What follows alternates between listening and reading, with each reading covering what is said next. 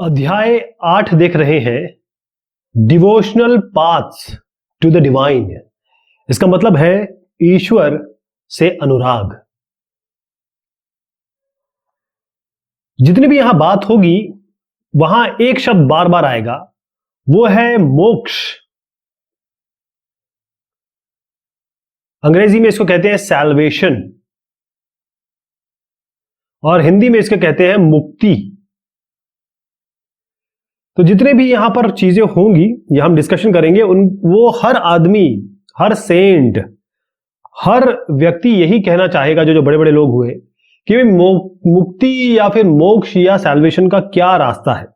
तो मोक्ष मतलब होता है कि आपको ज्ञान हो जाए कि आप ये जिंदगी में आए क्यों हैं। आप एक इंडिविजुअल पैदा हुए, आप इस लाइफ में आए क्यों हैं, क्यों आए हैं, क्या आपको करना है, अपना इनर सत्य, संसार का सत्य, एक्चुअलिटी अगर आपको पता करनी है, वो मोक्ष, सैल्वेशन, मुक्ति कई बार इस तरीके से समझा जाता है कि आप जिस भी गॉड को मानते हैं, जिस भी भगवान को मानते हैं, अगर उसको देख लें या उसको किसी तरीके से आपका उनसे मिलाप हो जाए तो उसे भी मोक्ष या सैल्वेशन कहते हैं। ओके, अब आप देखिए कि हम जब भी बात कर रहे हैं यहां पर, हम 8वीं से लेकर 18वीं शताब्दी के बीच में बात करते हैं। तो इसमें आप 1200 से लेके तकरीबन 1527-26 तक 1556 कर देते हैं। यहां पर आपका ये हो गया, ये समय हो गया दिल्ली सल्तनत का, और उसके बाद जो समय है वो आपका मुगल एम्पायर का। तो ये जो समय मैं आपको बता रहा हूं, इससे बहुत सारी चीजें हुई।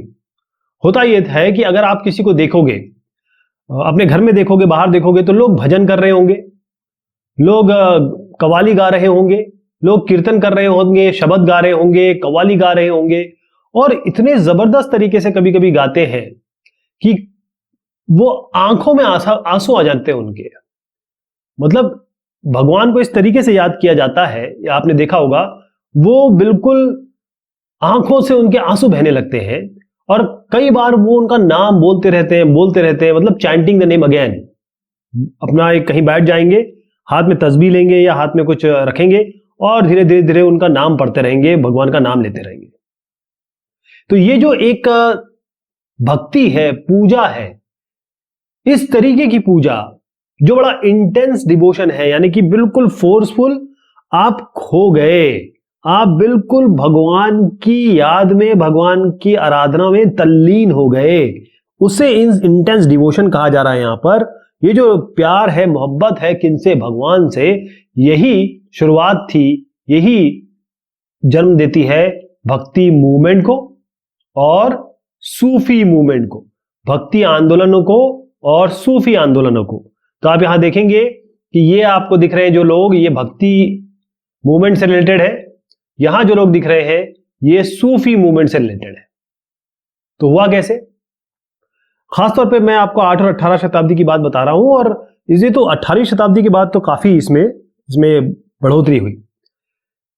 सुप्रीम गॉड, अगर आप किसी भी मुसलमान से पूछेंगे भाई आपका गॉड कौन है, तो वो कहेगा अल्लाह है। अगर किसी भी आप सिख जन से पूछेंगे, वो कहेगा गुरु नानक देव जी। किसी हिंदू से पूछेंगे तो आपको कई नाम बता सकता है, क्योंकि बहुत करोड़ों में भगवान है, लेकिन जो मेन डाइटीज है भगवान, कोई विष्णु बता देगा, कोई आपको गणेश बता देगा, कोई शिव बता देगा, ऐसे अलग अलग। अगर आप कलकत्ता या बंगाल की तरफ जाएंगे तो आपको काली माता जी वहां पर मिलेंगी। ऐसे हर आदमी का एक भगवान है। तो इससे पहले कि ये जो बड़े बड़े किंगडम, बड़े बड़े राज्य जब नहीं बने थे, तो होता यह था कि जैसे छोटे छोटे राज्य थे, तो यहाँ के जो लोग रहते थे वो अपने एक भगवान को माना करते थे, एक उनका वहीं का भगवान होगा। जैसे डाइटी जो होता है, डाइटी जब भी मैं कहूंगा, इसका मतलब है भगवान, देवी देवता, गॉड गॉडेसेस, उनको हम डाइटी कहते हैं। तो अगर हम उनकी पूजा कर रहे हैं किसी एक इलाके में, तो वो हमारे भगवान हो गए। लेकिन जैसे ही ये एम्पायर आया, मुगल, पहले आपका ये दिल्ली सल्तनत आया, फिर मुगल एम्पायर आ गया, तो क्या हुआ कि ये जो छोटी छोटी जगह है ना, ये ऐसी ऐसी बड़ी, शहर बड़े और नगर बड़े, गांव और बड़े हो गए, मतलब डेवलपमेंट हुआ यहाँ का। तो उससे क्या हुआ कि लोग आपस में मिले, या फिर कहें कि लोगों के आचार विचार इधर से उधर गए, नए आइडियाज आए, नए विचारों का आदान प्रदान हुआ। अब एक विचार जो बड़ा प्रीडोमिनेंट था, वो सब मानते थे, वो जो है बर्थ और रीबर्थ का। इसका मतलब आप आज पैदा हुए, आप कुछ साल जिएंगे, मान लीजिए आप 70 साल जीते हैं, उसके बाद आपका हो जाएगा देहांत, आपको जला दिया जाएगा, और उसके बाद आप फिर से किसी योनि में शरीर आपने त्याग दिया, इसी को देहांत कहते हैं, देह का अंत। तो एक इंसान, ये माना जाता है सनातन धर्म में या फिर जो हमारा उस समय प्रेवलेंट था, कि एक आदमी जो है उसके पास दो चीज होती है, एक तो उसका शरीर होगा मतलब बॉडी, और एक उसकी होगी आत्मा यानी कि सोल। बॉडी और सोल, तो बॉडी तो आपकी समय के साथ खत्म हो जाती है, सोल हमेशा रहती है। तो ये सोल जो सोल है वो उड़ेगी या जाएगी और किसी और बच्चे के नाम पे, बच्चे की तरह वो जन्म लेगी, किसी और में वो जज्ब हो जाएगी। ये जो आइडिया है ये हमेशा, ये बहुत पॉपुलर हुआ या पॉपुलर था, और ये जो बार बार हो रहा है, birth rebirth, birth rebirth, birth या कहे बर्थ डेथ रीबर्थ, फिर ये चक्कर चलता चला जा रहा है, बर्थ डेथ रीबर्थ। तो ये बार बार जो चलता जा रहा है, साथ में जो आपने अच्छे काम किए यानी कि गुड डीड्स और बैड डीड्स, जो अच्छे काम किए बुरे काम किए, अगर आप सनातन में कहें तो पुण्य पाप, अगर आप इस्लाम में कहें तो गुनाह जो आपने किए हैं या आपने अच्छाइयां जो की हैं, तो ये बार बार एक्सेप्ट। अच्छा, इस्लाम में ये नहीं होता है, इस्लाम में ना ये रीबर्थ वाली कॉन्सेप्ट नहीं है। तो एक और चीज इसमें ये थी कि सारे लोग जो हैं, जितने भी लोग दिख रहे हैं आपको, ये लोग इक्वल नहीं है, मतलब कोई बड़ा है कोई छोटा है। यानी कि अगर कोई बड़े फैमिली में पैदा हुआ, जो नोबल फैमिली में पैदा हुआ, या कोई हाई कास्ट है, तो उसको अपने आप, जैसे हाई कास्ट ये भाई साहब है, या नोबल फैमिली में पैदा हुए, अब नोबल फैमिली मतलब बड़े घर में, अभिजात वर्ग में, यहां पर ये पैदा हुए, तो इसका मतलब ये है कि इनको प्रिविलेज मिलेंगे पैदा होते ही, मतलब इनकी पैदाइश के कारण, क्योंकि ये वहां पैदा हुए हैं जहां ऑलरेडी संपन्नता है, सोशल प्रिविलेज। हो सकता है ब्राह्मण जाति में पैदा हो गए, या क्षत्रिय में पैदा हो गए, या किसी बड़े घर में, जो पैसे वाले घर में पैदा हो गए, ये जो है इनको सोशल प्रिविलेज मिलेंगे। ओके, लेकिन ये सब जो मैंने आपको बता दी बात, हर आदमी तो ऐसा नहीं सोचता। कई लोग ऐसे थे, मेनी पीपल, कई लोग ऐसे थे जो ये सब जो आइडिया मैंने आपको बताया, ये वाला इससे बड़े अनईजी थे, वो इसको नहीं मानते थे या इसका लॉजिक नहीं समझते थे वो।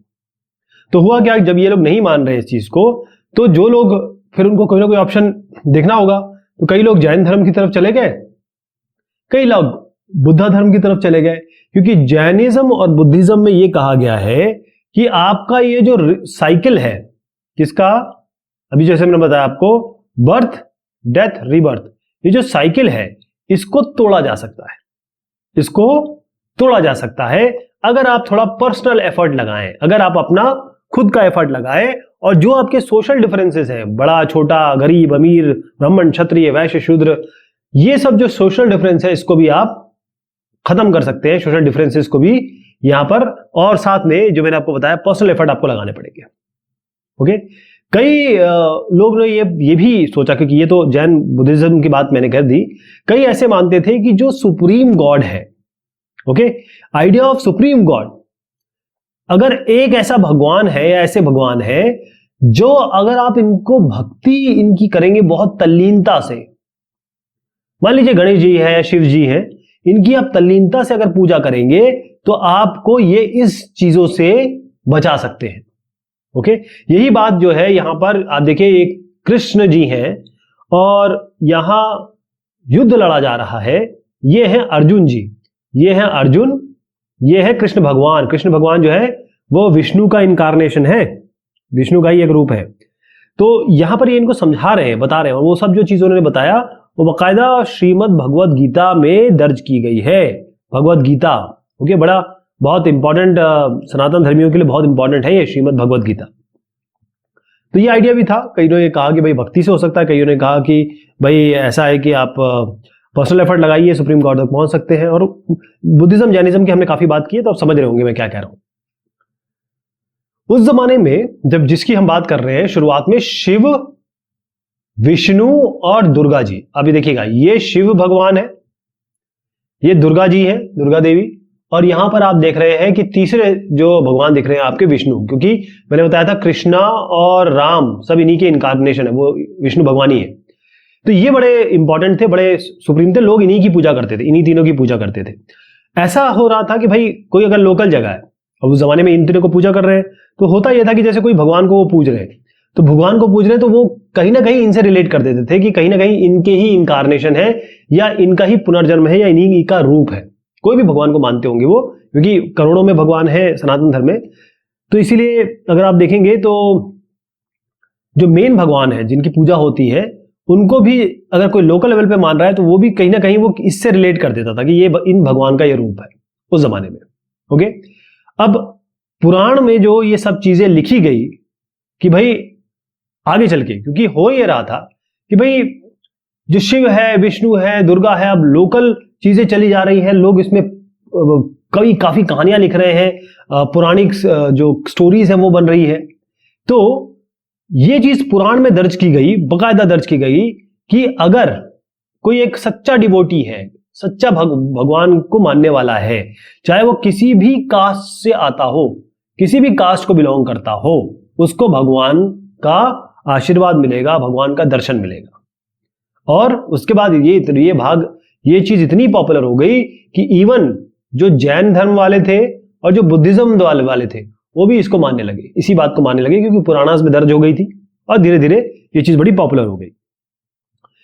अच्छा, ध्यान रखिएगा कि जो भी ये भक्ति मूवमेंट है वो सूफी तो शुरुआत तो थोड़ी बहुत हुई, लेकिन यहां से अगर आप कहें कि ईरान और जो सेंट्रल एशिया है, मैं आपको एग्जैक्ट बताऊंगा, वहां से वो सूफीज्म बहुत तरीके से आया यहाँ पे। लेकिन जो यहाँ की बात है, जहां की हम यहाँ की भक्ति कह रहे हैं, वो शुरुआत हुई है साउथ से। अगर मैं आपको डेट्स दिखाऊं, सबके नाम मैं लूंगा और सबका यहाँ पे ये भी दिखाऊंगा भी कौन कौन कब कहाँ। अब आप देखिएगा, ये है 9th सेंचुरी, मतलब मैं 800 से 900 के बीच में बात कर रहा हूँ। लेकिन अगर आप नॉर्थ में आते हैं तो दादू जो है वो 16 से 17 शताब्दी, 17वीं, यानी कितनी शताब्दी के बाद, कितने 100 सालों के बाद, 500-600 सालों के बाद आए। तो शुरुआत यहाँ देखिए, ये भी 9, अगर आप मन्निका सागर देख रहे हैं तो 9th सेंचुरी, रामानुजा देख रहे हैं तो 11 से 12 सेंचुरी। तो साउथ में सबसे पहले इस सब की शुरुआत हुई भक्ति मूवमेंट की, फिर ये आगे ऐसे ऐसे करके प्रोपोगेट हुआ। कैसे हुआ? ऐसे करके ये नॉर्थ में और बाकी जगह प्रोपोगेट हुआ। तो साउथ से शुरुआत करते हैं। मैं आपको ये बताना चाहता हूं कि 7 से लेकर 9th जो सेंचुरी हमारी, मतलब आप समझ लीजिए 600 से लेकर आप 800 के बीच में बात कर रहे हैं। यहां पर बहुत सारे रिलीजियस मूवमेंट हुए, मतलब धार्मिक आंदोलन हुए, और इनका नेतृत्व किसने किया? इनका नेतृत्व किया नयनार और अलवार ने। किन्होंने? नयनार और अलवार। ये एक ग्रुप है, ये एक ग्रुप हुआ करता था, यानी वो लोग जो एक चीज मानते हैं। तो नयनार जो है ये वो सेंट है जो शिव भगवान को मानते। किनको मानते? मैं इनके नीचे नयनार लिख रहा हूं, शिव भगवान है ना, एन, ये शिव भगवान को मानने वाले, एन कर देते। और दूसरे जो थे वो अलवार्स, वो जो सेंट थे, वो जो संत लोग थे, वो यहां पर हम कह रहे हैं अलवार मानते थे किसको? किस भगवान को? ये मानते थे विष्णु जी को। ये बिल्कुल आपको याद रखना है। अलवार्स वैश्वनाइट्स थे, नयनार शिवाइट्स थे, शिव को मानते थे, राइट। अब हुआ ये कि इसमें नयनार और अलवार में सारे ही लोग आते थे, मतलब सारे, ऑल द कास्ट, मतलब छोटी जाति हो, बड़ी जाति है, डजंट मैटर, हर आदमी इसमें था, मतलब इस ग्रुप में था। जैसे आप देखेंगे तो जो पुलैयार है और पनार्स है, यहां पर दिया हुआ है, ये पुलैयार्स हो गए और पनार्स, ये छोटी जाति के थे, यानी कि छोटी क्या, ये तो अनटचेबल थे, अछूत जिसे कहते हैं, वो भी इस अलवार्स और नयनार्स में आते थे। ओके, मेन चीज इनकी क्या टीचिंग्स थी, क्या सोचते थे? सबसे पहली चीज टीचिंग थी कि ये बुद्धा और जैनिज्म, मतलब बुद्धिस्ट और जैन जो लोग थे या उनकी जो विचारधारा थी उसके बिल्कुल क्रिटिसाइज करते थे, उनके विरुद्ध थे। पहली चीज तो ये हो गई। दूसरा ये थे कि क्योंकि एक विष्णु भगवान को मान रहा है, एक शिव भगवान को मान रहा है, और ये लोग आप नयनार अलवार देख सकते हैं यहाँ पे। तो ये जो शिव भगवान, दो भगवानों को मान रहे हैं, तो अलवार कहते थे विष्णु भगवान की पूजा करिए, आपको मोक्ष मिल जाएगा, मुक्ति मिल जाएगी। नयनार कहते थे आप शिव भगवान की पूजा करिए, आपको सैल्वेशन मिल जाएगा। ओके, लेकिन ये इन्होंने क्या किया, कुछ चीजें कंबाइन की। कैसे? आपको संगम लिटरेचर याद है, संगम साहित्य याद है, जो यहाँ पर मदुराई में एक मीटिंग होती थी हमेशा, वहां पर इसका संकलन होता था साउथ में। तो संगम लिटरेचर में कई चीजें दी गई हैं। इन्होंने क्या किया कि इसमें दो चीजें थी, एक तो प्यार, लव, और दूसरा था हीरोइज्म, वीरता, हीरोइज्म, इन दोनों को मिलाया।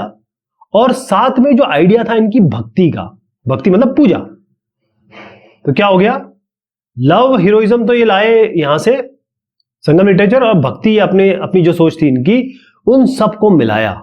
और होता ये था, क्योंकि आप देख रहे हैं ये लोग थे, कई कई जगह जाते थे, यहां जा रहे वहां जा रहे, तो जहां जहां ये जाते थे, जिस जिस जगह जाते थे, वहां पर ये पोयम लिखते थे, मतलब रचना करते थे, पोयम हो, गायन हो, दोहे हो, जो भी तरीके का ये कंपोज किया करते थे। और वो खास तौर पे कहां करते थे, जिस भी जगह, जैसे इस गांव में गए तो यहां का एक लोकल डाइटी होगा, लोकल भगवान होगा, उसके लिए करते थे, उसके नाम पे करते थे।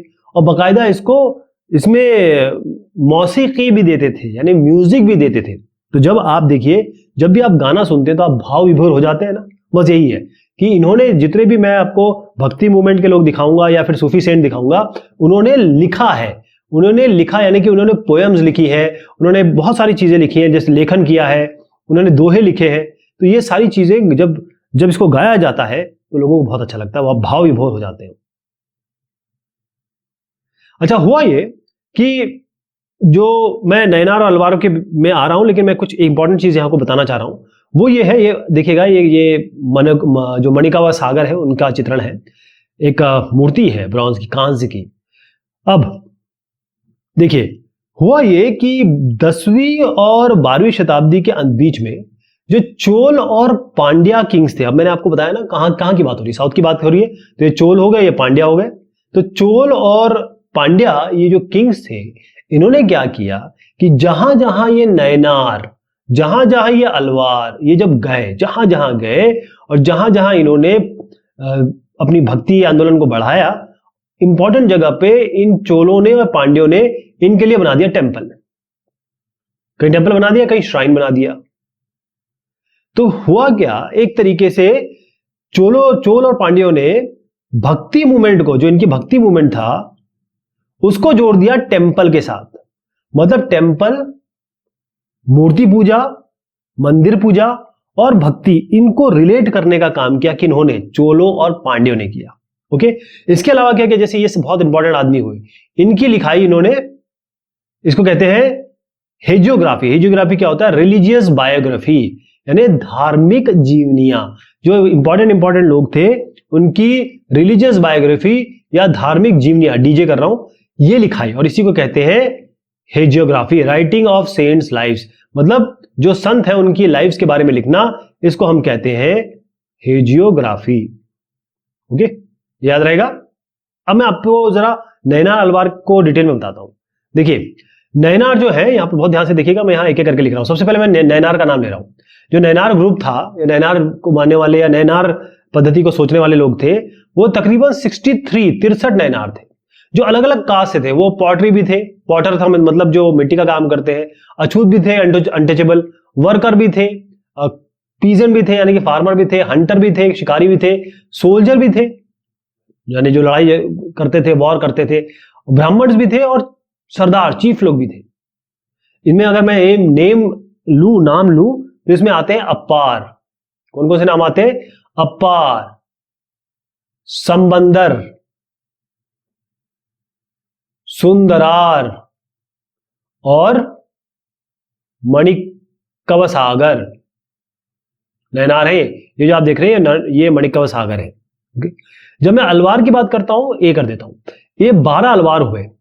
ओके, ये भी लोग अलग अलग बैकग्राउंड से आते थे। जैसे मैंने इनके बैकग्राउंड बताया ना, कितने सारे बैकग्राउंड है, कितने सारे प्रोफेशन है, कितने सारे जो इनकी जाति है, वहां से आए हैं। जो बेस्ट इसमें है अलवार में, वो है पेरियालवार। और इनकी डॉटर, उनकी पुत्री थी अंडाल। क्या पुत्री है, पेरियालवार की पुत्री अंडाल। उसके बाद टोंडरा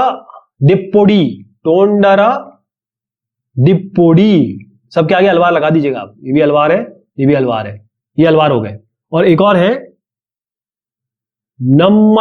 नम्मलवार। ओके, तो ये जो थे, इन्होंने ये लिखा, ये सब हुआ, और ये इंपॉर्टेंट लोग मैंने बताए। लेकिन मैंने जैसे कहा कि जहां भी जाते थे ये लिखते थे और गाते थे। तो अगर नैनार की बात करें तो इनकी जो भी कंपाइलेशन है सॉन्ग की, गानों की, वो है किसमें, 2 में दर्ज है। एक है तेवरम, याद रहेगा, और दूसरा है तिरुवक्कम। तेवरम, तिरुवक्कम। और अगर हम यही चीज इनके लिए अगर बात करें कि अलवार की जो सॉन्ग्स थे, गाने थे, वो किसमें संपादित हुए या किसमें संकलित हुए, तो इनका नाम हम लेंगे। ये मैं बता रहा हूं कि जिस किताब में कहें या फिर किसी बुकलेट में कहें, वो है दिव्य प्रबंधन। दिव्य प्रबंधम, याद रहेगा। तो ये नैनार और अलवार का हमेशा पूछा जाता है, इसको बहुत ध्यान रखिएगा, ये इनका डिफरेंस आपको पता होना चाहिए। यहां पर हम बात कर रहे हैं फिलॉसफी एंड भक्ति। फिलॉसफी यानी विचारधारा, सोच। अब जितने भी लोग हम यहां डिस्कस करने वाले हैं, उनकी अपनी सोच थी धर्म के प्रति, ईश्वर के प्रति, आराधना के प्रति। यह भक्ति शब्द बहुत सारी चीजों को समाहित करता है। जैसे अगर आप यहां देखें तो यह है आदि शंकराचार्य जी, शंकर इनको बोल रहे हैं यहां पे। तो ये जो आदि शंकराचार्य जी हैं या फिर शंकराचार्य जी हैं, ये बहुत बड़े विचारक, बहुत बड़े फिलोसोफर रहे हिंदुस्तान के। और कहां इनका जन्म हुआ? इनका जन्म हुआ केरल में, जो आज का केरल है। और कब हुआ? ये 8th सेंचुरी की बात मैं कर रहा हूं। और इन्होंने एडवोकेट किया या इन्होंने कहा अद्वैत। अच्छा, अद्वैत मतलब क्या था? अद्वैत का मतलब यह है, इसे कहते हैं doctrine of the oneness. Doctrine of the oneness का मतलब यह होता है कि जो इंडिविजुअल सोल है, यानी एक इंसान है, और यह मान्यता थी कि इंसान के अंदर एक सोल रहती है, सोल, आत्मा जिसे कहते हैं, और साथ में सुप्रीम गॉड है, जिनको मानते हैं हम लोग, कोई एक सुप्रीम गॉड होगा। तो ये जो सोल है और सुप्रीम गॉड जो है वो एक है। कहने का मतलब इंडिविजुअल सोल, आपकी जो सोल है, आपकी जो आत्मा है, और जो भगवान है, जो भी सुप्रीम गॉड है, वो जो अल्टीमेट रियलिटी है वो एक है। क्योंकि भगवान तो अल्टीमेट रियलिटी होते हैं, वो दोनों एक है। इसे कहते हैं अद्वैतवाद। किन्होंने कहा? आदि शंकराचार्य जी ने। इन्होंने ये बताया कि जो ब्राह्मण है, ओके, अब ये ब्राह्मण जो यहां पर दिया हुआ है, उसको ऐसा ब्राह्मण मत समझिए, आप इसको समझिए ब्रह्मा। ब्रह्मा कौन होते हैं? क्रिएटर, इस विश्व के क्रिएटर। ब्रह्म भगवान की बात हो रही है, ब्रह्मा। ठीक, यहीं से आप ब्रह्मांड लेके आइए। तो ब्रह्मांड या ब्रह्म भगवान, ये एक तो मेन रियलिटी है, ये अल्टीमेट है, ये सबसे ऊपर है, ये अल्टीमेट रियलिटी है। और जो ब्रह्मा अल्टीमेट रियलिटी है, जो ऐसे भगवान है, वो निर्गुण और निराकार है। निर्गुण मतलब ये होता है कि इनके कोई भी एट्रीब्यूट्स नहीं है, कोई भी एट्रीब्यूट्स नहीं है। साथ में ये निराकार है, यानी ये फॉर्मलेस है। निर्गुण निराकार है भगवान, निर्गुण निराकार मतलब अगर आप किसी भगवान की मूर्ति लगा के पूजा करते हैं, वैसा नहीं है।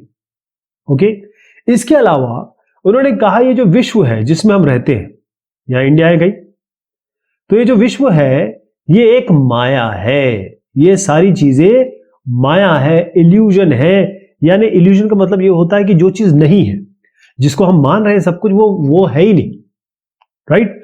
और इन्होंने कहा renunciation of the world. Renunciation का मतलब होता है त्याग। त्याग, आप विश्व को छोड़िए, मतलब पूरे जो वर्ल्डली मैटर है कि भाई हमको रोटी ये कमाना है, भाई कार ले लें और घर ले लें, ये सब छोड़िए और सीधा आप ऐसा रास्ता चुनिए, इस तरीके का पाथ चुनिए। मतलब आपको चाहिए क्या? आपको चाहिए ब्रह्मा।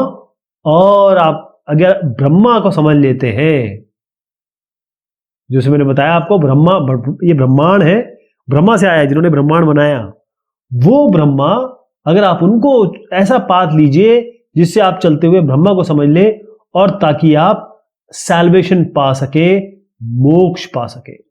ये आदि शंकराचार्य जी का कहना था। अब इसी तरीके के थॉट्स और आए, जैसे रामानुज साहब यहां देख रहे हैं, ये जो चित्र देख रहे हैं बहुत अच्छे से देख लीजिए, आपके दिमाग में बैठ जाने चाहिए। ये आपके शंकराचार्य जी हैं जिन्होंने अद्वैतवाद बताया। रामानुज जो है उनका कुछ कहना अलग था।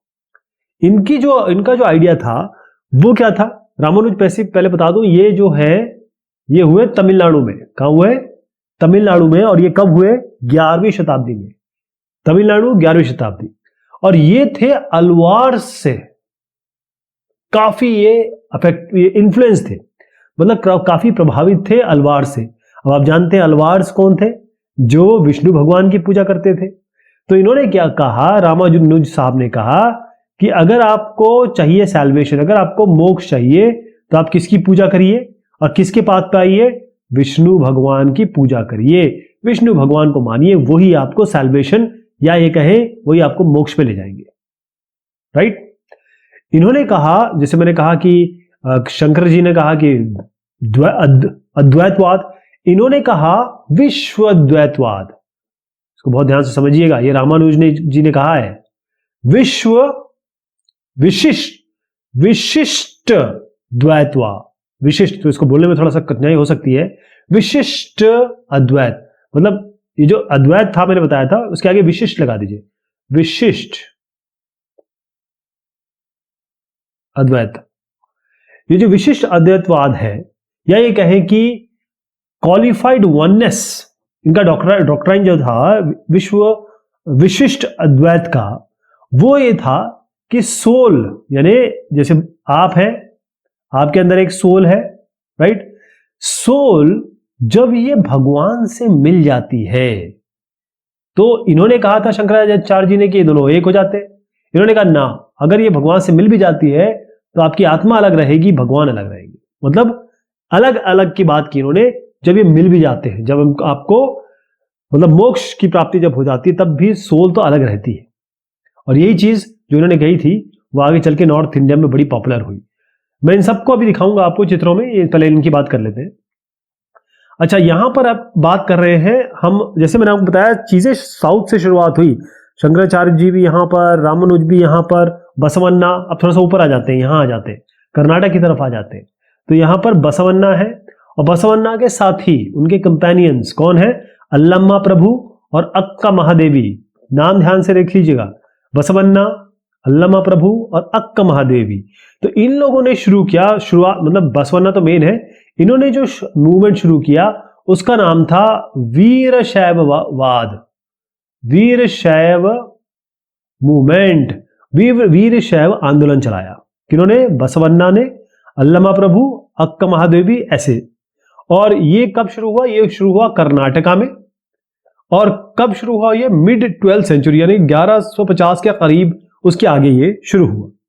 इन्होंने कहा, देखिए इन्होंने क्या कहा, इन तीनों के बारे में बात कर रहा हूं। इन्होंने कहा कि सब कोई बराबर है, हर इंसान बराबर है, इक्वल, कोई छोटा नहीं कोई बड़ा नहीं। पहली चीज तो ये हो गई, क्योंकि जो ब्राह्मणों का क्या कहना था, उनका ये कहना था कि भाई कुछ बड़े हैं, कुछ ब्राह्मण, क्षत्रिय, वैश्य, शूद्र, कुछ बड़े जाति के होते हैं, कुछ छोटे जाति के होते हैं।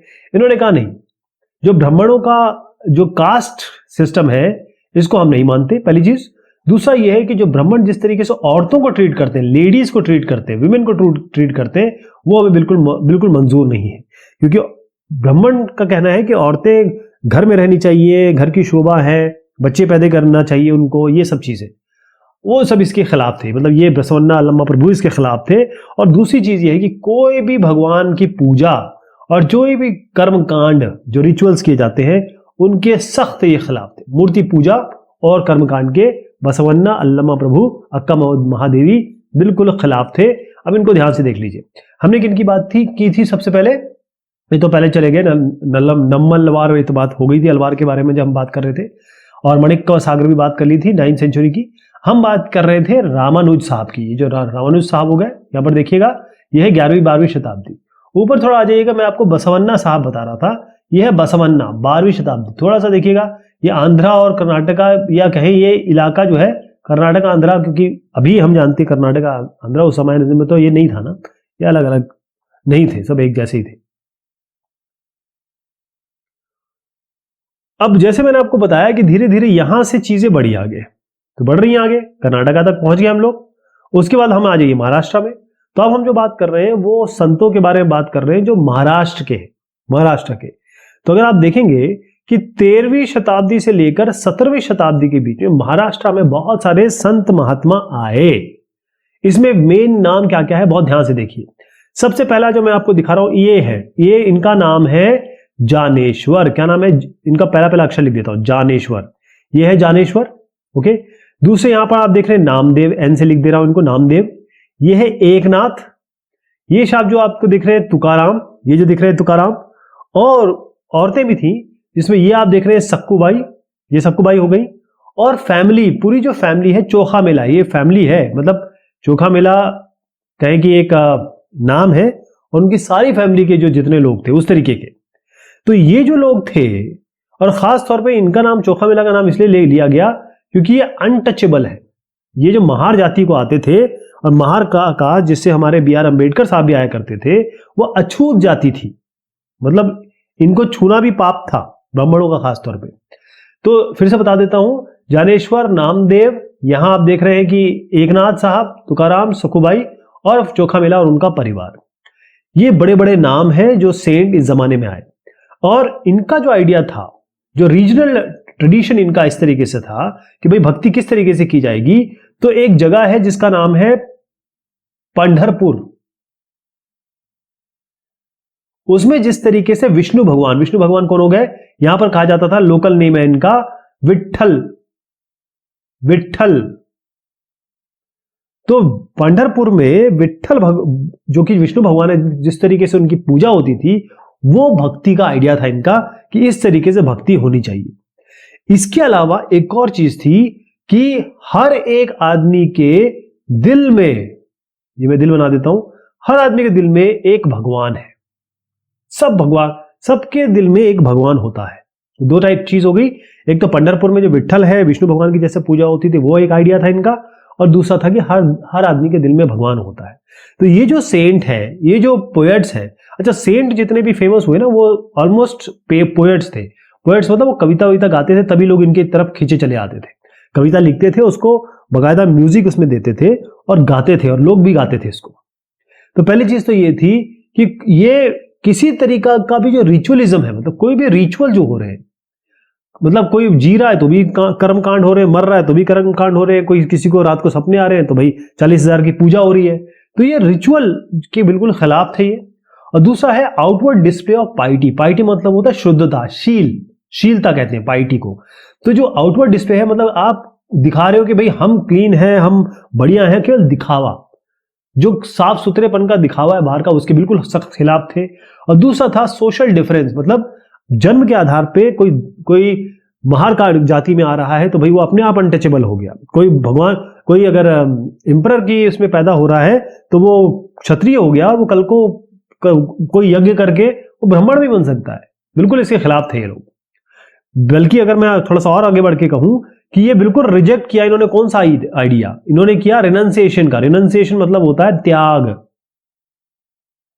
रिनंसिएशन का जो आइडिया है, ये बिल्कुल कहा कि ये सब त्याग व्याग नहीं करना भाई साहब, अपनी फैमिली में रहो, अपना रोटी पानी खाओ, ठीक जैसे हर आदमी कर रहा है। और साथ में जो भी आदमी बेचारा गरीब है, पुअर है, या जिसको कोई तकलीफ है, इसकी मदद करो, इन सब की मदद करो। और यही जो थी, इसको हम कहते हैं ह्यूमनिस्ट अप्रोच थी। और ये ह्यूमनिस्ट अप्रोच को कहा गया मानवतावादी सोच, राइट। क्योंकि आप समझ गए, सबका नाम आप समझ गए कौन कौन क्या थे, मैं भी वापस लौटूंगा। क्योंकि इनका ये कहना था कि भाई जो अगर भक्ति है, असली भक्ति ये है क्या, ये नहीं कि पूजा अर्चना कर रहे हो, नाच गाना कर रहे हो, ये सब कर रहे हो, नो। उन्होंने कहा कि भाई दूसरे का अगर तकलीफ है, उसका पेन है, उसको अगर शेयर कर लो, या कहो कि उसको सॉल्व कर दो, उसको किसी तरीके से निदान कर दो, वही असली भक्ति वही होती है। इसी को आगे बढ़ाया था नरसिंह मेहता ने। इसी बात को नरसिंह मेहता, ये गुजरात के बहुत बड़े लेखक हुए और संत हुए। ये भी संत है, ये भी सेंट है, कहां के, गुजरात के। और इन्होंने ये कहा था कि वैष्णव्स वो होते हैं, वैष्णव मतलब कौन से होते हैं, वैष्णव होते हैं जो भगवान पे आस्था रखते हैं, और वैष्णव होते हैं जो अच्छे लोगों की श्रेणी में आते हैं। तो वैष्णव जन अच्छे लोग वो हुए, भगवान को मानने वाले लोग वो हुए, who understand the pain of others, जो दूसरे की पेन, दूसरे की पीड़ा को, दूसरे की दिक्कतों को समझते हैं और उनको शांत करना या उनकी प्रॉब्लम को सॉल्व करना अपने जीवन का परम आधार बनाते हैं। इन्होंने नरसिंह मेहता यहां देख रहे हैं आप, इनका चित्र भी देख रहे हैं। इन्होंने कहा वैष्णव जन तो तेने कहिए जे, पीड़ पड़ाई जाने रे, पर दुखे उपकार करे तो ये मन अभिमान न आने रे।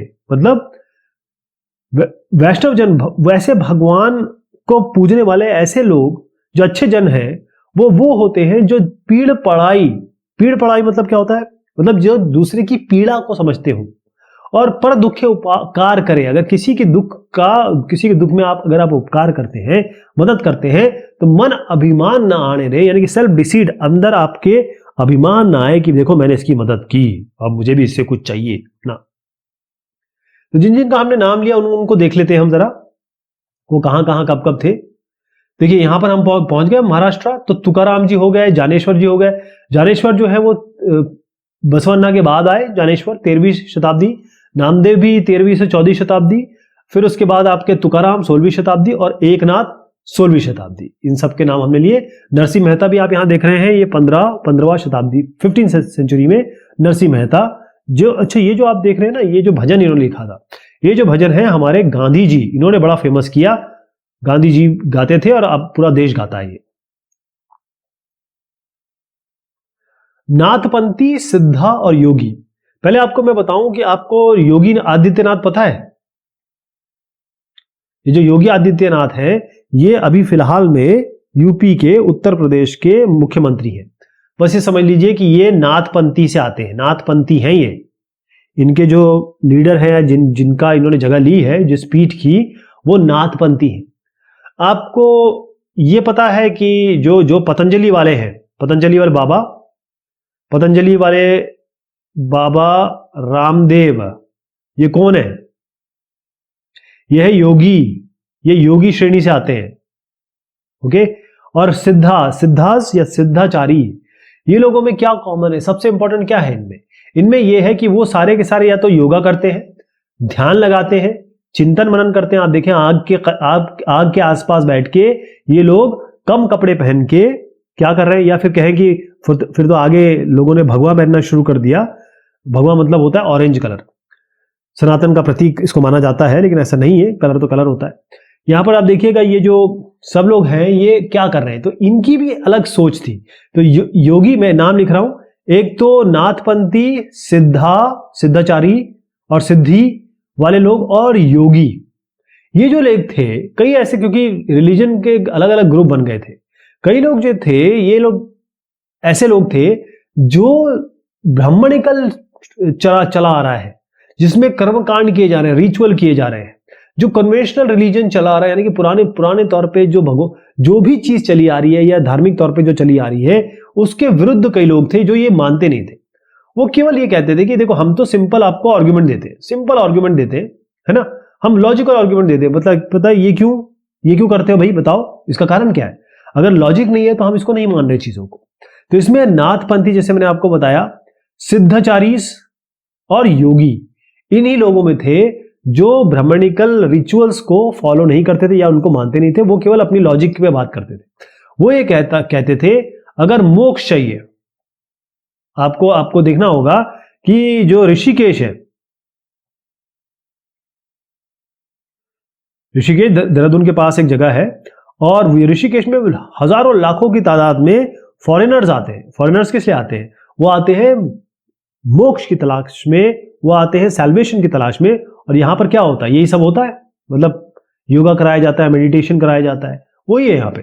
तो इन लोगों का ये कहना है, इन लोगों का जो मोक्ष या भक्ति का रास्ता है, वो ये कहते हैं कि देखिए एक जो भगवान है वो तो फॉर्मलेस है, लेकिन अल्टीमेट रियलिटी तो है। ये भी निराकार मानते हैं, उनको कोई आकार नहीं उनका। अब अल्टीमेट रियलिटी ये है कि जब आप अपना उस फॉर्मलेस गॉड के साथ एक जुड़ाव महसूस करें, और जब जुड़ाव कैसे महसूस करेंगे उस अल्टीमेट रियलिटी भगवान के साथ, उसके लिए आपको बहुत ट्रेनिंग करनी होगी। और ट्रेनिंग किसकी करनी होगी? अपने दिमाग की, ट्रेनिंग ऑफ माइंड और ट्रेनिंग ऑफ बॉडी। अपने बॉडी को ट्रेन करना पड़ेगा, अपने शरीर को ट्रेन करना पड़ेगा, दिमाग को आपको प्रशिक्षण देना पड़ेगा। और वो कैसे होगा? ये कैसे अचीव होगा? आपको करना पड़ेगा योगासना से, आपको करना पड़ेगा प्राणायाम। ये प्राणायाम क्या होता है? इसको हम कैसे कह सकते हैं? Breathing exercises. आपको करना होगा मेडिटेशन, मतलब बैठ के जो यहां मेडिटेशन हो रहा है वो ये करना पड़ेगा। बिल्कुल चुप बैठे, आंख बंद कर दिया और प्रभु की तरफ अपना ध्यान लगा दिया। इस तरीके से ये सब चीजें अचीव हो सकती हैं, ऐसा इन्होंने बताया। और खास तौर पे इसमें कौन कौन से लोग थे? इसमें वो लोग थे जो छोटी जाति से आते थे। ये जो NSY मैंने आपको बताया है, इसमें छोटी जाति के जो लो कास्ट के लोग थे वो बहुत ज्यादा थे। और ये अगर आप देखें, ये नॉर्थ इंडिया में बहुत पॉपुलर हुआ, और नॉर्थ इंडिया में पॉपुलर हुआ इसीलिए आपको ध्यान देना होगा कि जो मैंने आपको योगी आदित्यनाथ बताया या रामदेव बाबा बताया, ये सारे के सारे कहाँ के हैं? ये सब नॉर्थ इंडिया के, नॉर्थ इंडिया में पॉपुलर हो गया है, राइट। अब बात करेंगे इस्लाम और सूफीइज्म की। इस्लाम और सूफीइज्म की, देखिए जो संतों की बात की हमने, जितने भी संत थे उसी तरीके से सूफी थे। संत जो थे वो कहीं ना कहीं जो ब्राह्मण लोगों के द्वारा जो रिचुअल्स कराए जाते थे या जो समाज में एक सिस्टम था उसको नहीं मानते थे, या उनके अगर मानते भी थे तो अपना और विचार जोड़ते थे। ऐसे सूफी थे। सूफी जो थे वो इस्लाम धर्म के थे, लेकिन वो अपने विचार जोड़ते थे या वो कहते थे कि ये गलत ये सही, राइट। तो ये बहुत आपस में इनके बहुत सारी चीजें ना कॉमन है संतों की और सूफियों की। सूफी जो है वो मुस्लिम मिस्टिक्स है, यानी मुसलमान धर्म से आते थे, लेकिन इनके उसी तरीके से विचार थे जैसे संतों के, अलग अलग संतों के हुए। क्यों? क्योंकि पहली चीज तो इन्होंने रिलीजन को आउटराइट बिल्कुल मना कर दिया। इन्होंने ये कहा कि जो प्यार है, लव और जो डिवोशन टू गॉड है, मतलब जो भी ऑल्टमाइटी है, जो भी भगवान है, वो बेसिक कभी तभी होता है जब आप कंपैशन दिखाते हैं, काइंडनेस दिखाते हैं। काइंडनेस कर देता हूं और कंपैशन कर देता हूं। जब कंपैशन दिखाते हैं दूसरे आदमी के प्रति, अपने इंडिविजुअल, किसी और इंडिविजुअल के प्रति, ह्यूमन बींग्स के प्रति, लोगों के प्रति, कि भाई आप जब किसी की मदद करेंगे, उसको आप काइंडनेस दिखाएंगे या उस मानवतावादी विचारधारा रखेंगे, तभी आप भगवान से मिलेंगे। यही होता है, राइट। तो इस्लाम एक ऐसा धर्म बन गया है, इस्लाम बड़ा पॉपुलर धर्म है, बहुत बढ़िया धर्म है। तो इस्लाम धर्म ऐसा है, बहुत ही अच्छी चीजें है इसमें, वो पता नहीं लोगों ने क्या क्या चीजें इसकी बता रखी है, लेकिन आपको मैं सही अगर बताऊं इसको, इस्लाम धर्म को आप थोड़ा सा करीब से जाने, इस्लाम धर्म बहुत बढ़िया धर्म है। जैसे मैंने आपको सिख धर्म के बारे में बताया था, अभी उसके बारे में आगे भी बात करेंगे। तो इस्लाम धर्म में क्या है कि एक तो मोनोएथिज्म है। मोनोएथिज्म का मतलब होता है एक अल्लाह, एक ईश्वर। कभी भी हम इस्लाम धर्म में कोई आकृति या मूर्ति नहीं बनाते, ध्यान रखिएगा, मैंने केवल आपको दिखाने के लिए बनाया। मोनोएथिज्म का मतलब यह है कि एक अल्लाह, एक गॉड, इसके अलावा कोई नहीं है। यही है। इन्होंने जो आइडल वर्शिप है, जैसे भगवान की मूर्ति रख के पूजा करते हैं, वो बिल्कुल ये चीज को रिजेक्ट कर दिया कि मूर्ति तो पत्थर है ना, ये तो आपका विश्वास है जो उस मूर्ति को क्या बनाता है, भगवान बनाता है, लेकिन कोई मूर्ति नहीं होगी, बस एक ऑलमाइटी है और वो अल्लाह है। इसके अलावा इन्होंने जो रिचुअल्स हैं, जो कर्मकांड है, बड़े इजी कर दिए।